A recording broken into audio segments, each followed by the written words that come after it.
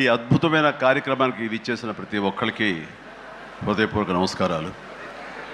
ముఖ్యంగా నాకు తెలిసి గత 2-3 ఏళ్ళగా వాళ్ళు చేసే ఇతర సామాజిక కార్యక్రమాలతో పాటు ఈ కార్యక్రమం కూడా, ఈ సామాజిక సేవ, ఈ బ్లడ్ డొనేషన్ అనేది కూడా మొదలుపెట్టి నాకు అత్యంత ఆప్తులైన చుక్కపల్లి సురేష్ గారు మరింత దగ్గరయ్యారు నా హృదయానికి. ఈ సందర్భంగా ఇంత చక్కటి కార్యక్రమం, ఇంత సేవా కార్యక్రమం చేస్తున్న నా మిత్రుడు, సోదరుడు చుక్కపల్లి సురేష్ గారికి నా హృదయపూర్వక ధన్యవాదాలు, నమస్కారాలు తెలియజేస్తున్నాను. అలాగే ఆయనకి కుడి ఎడమలుగా ఆకాష్, అవినాష్ ఇద్దరు అత్యుత్తమ కుమారులు.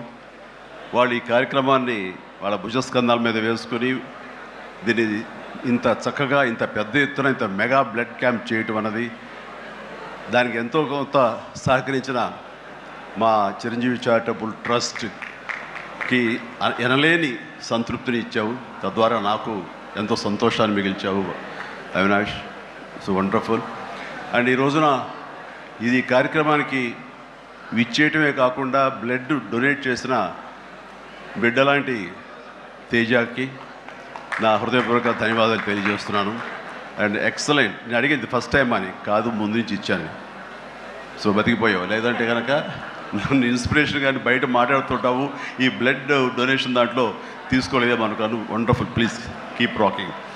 అండ్ ఇక్కడ ఏడు ఇచ్చేసేటువంటి సంయుక్త గారికి, అలాగే Chiranjeevi charitable trust chief medical officer doctor Madhavi, నా చెల్లి, తనకి, అండ్ ఈ కార్యక్రమాన్ని ఇంత బాగా నిర్వర్తించడానికి పరోక్షంగా ప్రతి పురుషుడు వెనక ఒక స్త్రీ ఉండాలి, దానికి మిసెస్ సురేష్ గారికి, వారి ఇతర సిబ్బందికి నా హృదయపూర్వక ధన్యవాదాలు తెలియజేస్తూ, మరీ ముఖ్యంగా ఈ రోజు నేను మెన్షన్ చేయాల్సింది, ఇక్కడ ఈ కార్యక్రమానికి విచ్చేసి దాదాపుగా 1000 మంది సాయంత్రం లోపల బ్లడ్ డొనేట్ చేస్తుంటే రక్తదాతలకి నేను మరీ మరీ మరీ శిరస్సు వంచి నమస్కరిస్తున్నాను.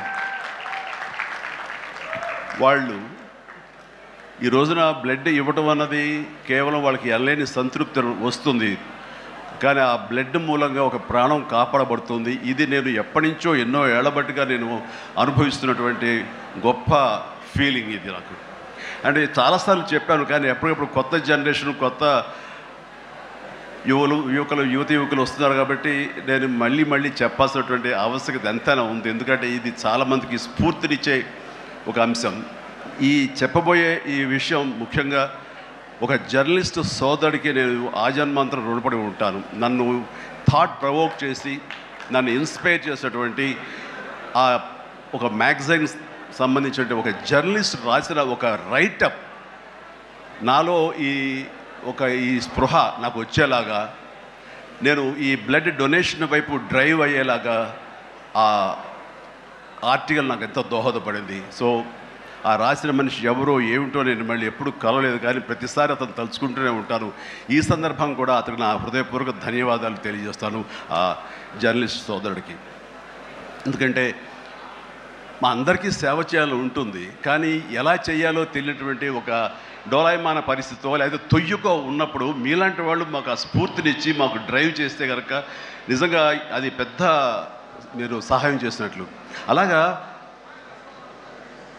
ఒక 27 సంవత్సరాల క్రితం బ్లడ్ దొరకక అనేక మంది ప్రాణాలు కోల్పోతున్నారు. అది ప్రసవ సమయంలో కానివ్వండి, అయితే ఈ యాక్సిడెంట్ సమయంలో కానివ్వండి, అలాగే తలసీమ వ్యాధిగ్రస్తులు కానివ్వండి, క్యాన్సర్ పేషెంట్స్ కానివ్వండి, ఇలాగ రకరకాల వ్యాధిగ్రస్తులు చనిపోతున్నారు అని తెలిసిన తర్వాత బ్లడ్ దొరకదా, బ్లడ్ ఇవ్వరా, ఇంతమంది ఉన్నారు, ఎందుకు ఇవ్వలేరు అన్న థాటు నన్ను ఎప్పుడు తొలుస్తూ ఉండేదన్నమాట.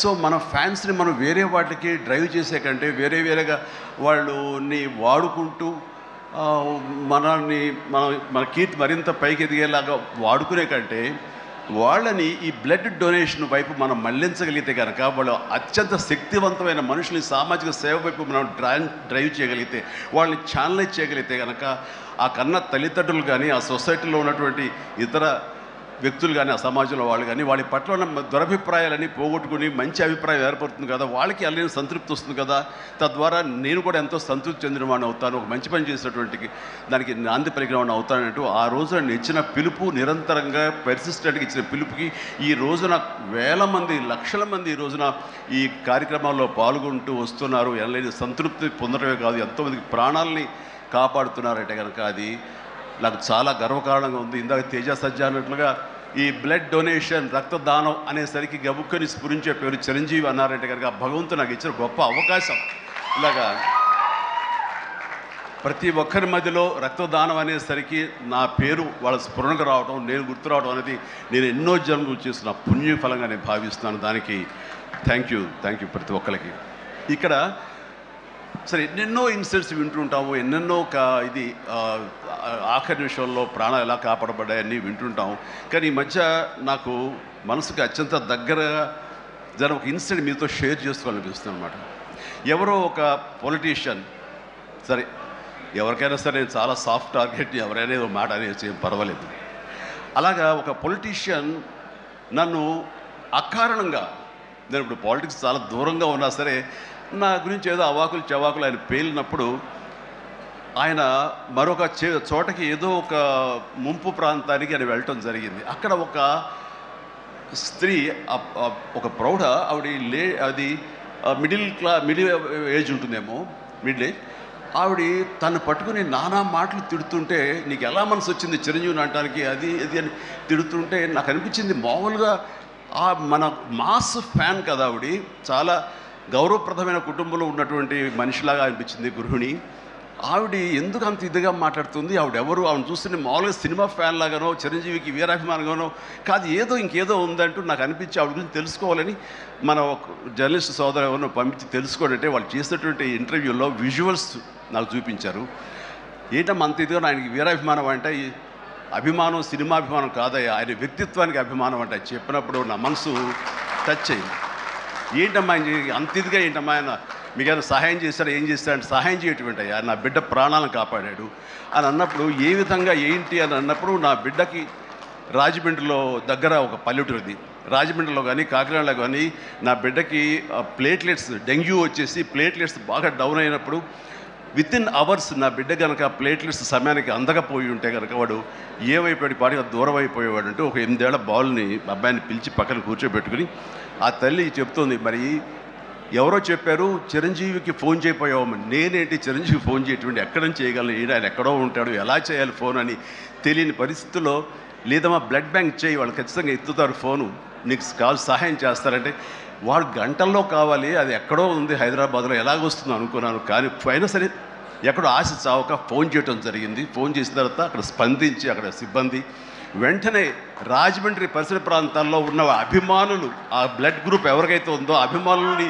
వెంటనే పంపించేయడం ఏంటి, అవర్స్లో వాళ్ళు హాస్పిటల్కి, నియరెస్ట్ హాస్పిటల్కి వెళ్ళి బ్లడ్ ఇవ్వటం ఏంటి, దాని నుంచి ప్లేట్లెట్స్ వేరు చేయటువంటి, ఆ బిడ్డకి ఎక్కించడం ఏంటి, తెల్లారిసరికి ఆ బిడ్డ మళ్ళీ తిరిగి ఎంతో ప్రాణాలతో బతికాడు. ఇది ఈడనయ్యేవాడు. ఆయన కనుక సమయానికి చేయకపోయి ఉంటే నా బిడ్డ ఏమైపోయాడు. అలాంటి మనుషుల ఈ తుచ్చులు నీచులు కలిసిందని మాట్లాడతారు. వాడిని నాకు సరిపోలేదు, దగ్గరికి వెళ్ళి ఏమి చేసేదాన్ని అని చెప్పేసి అప్పుడు అంటుంటే చాలామంది అంటారు, ఎవరిని మిమ్మల్ని ఇలా అటాక్ చేస్తుంటారు సోషల్ మీడియాలో మాట్లాడుతుంటారు, మీరేం మాట్లాడరు ఏంటని. నాకు నేను చేసినటువంటి మంచి కార్యక్రమాలు, నేను పొందినటువంటి ప్రేమ, అభిమానం, ఇదే నాకు రక్షణ కవచం. నేను మాట్లాడక్కర్లా, నేను చేసుకున్న మంచి మాట్లాడుతున్నట్టు నేను అలాగే అంటుంటాను, ఇది సత్యం. సో ఆ తర్వాత మళ్ళీ ఆ సదరు రాజకీయ నాయకుడు మళ్ళీ ఎక్కడా మాట్లాడేది నాకైతే వినపడలేదు. అంటే వాళ్ళకు కూడా మనసు ఉంటుంది కదా, వాళ్ళకి ఒక అంతరాత్మ ఉంటుంది కదా, వాళ్ళకి తెలుసు. ఇంటికి వెళ్ళేసరికి ఆయన అంతరాత్మ చెప్పబోయిన ఇంట్లో వైఫ్ అని చెప్పుద్ది, ఏంటి చెప్పు నోరు అని. సో ఇలా ఉంటుంది అన్నట్టు వాళ్ళ ఇది. సో మనం మాట్లాడక్కర్లేదు, మనం చేసుకుంటూ వెళ్ళిపోతూ ఉంటే కనుక ఎవరైతే ఇలాంటి రాతలు కానీ చేతలు కానీ మాటలు అంటారో వాళ్ళకి అదే సమాధానం. అందుకని నేను ఎప్పుడు దేనికి స్పందించను, అవసరం నాకు లేదు. మంచి చేసుకెళ్ళిపోవటమే, ఇలా మంచి చేసేటువంటి మాలాంటి తమ్ముళ్ళకి నేను సహాయంగా నేను ఉండటమే తప్ప ఇంకోటేం కాదు. అండ్ అనుకూలమైన ఇది.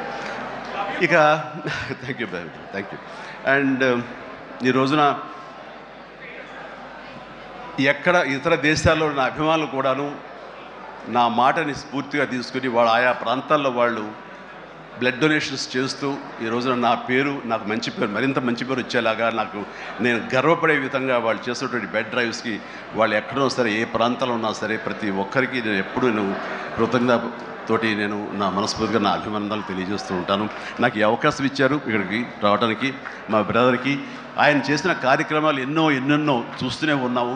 అండ్ దానికి ధీటుగా ఎవరు నిలబడలేరు. అలాగే నిరంతరంగా వాళ్ళ నాన్నగారికి నివాళులు అర్పించే విధంగా ఆయనది వేళ ఇది సెంటనరీ ఇయర్.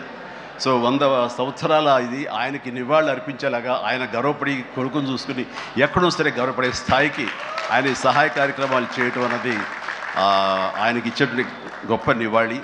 అండ్ ఈ సందర్భంగా మా బ్రదర్ని నేను మనస్ఫూర్తిగా అభినందిస్తున్నాను. అండ్ ఇలాంటి కార్యక్రమాలు ఎప్పుడు చేసినా సరే నన్ను పిలవండి, మీకు అందుబాటులో ఉంటాను, అందరూ కలిసి చేద్దాం.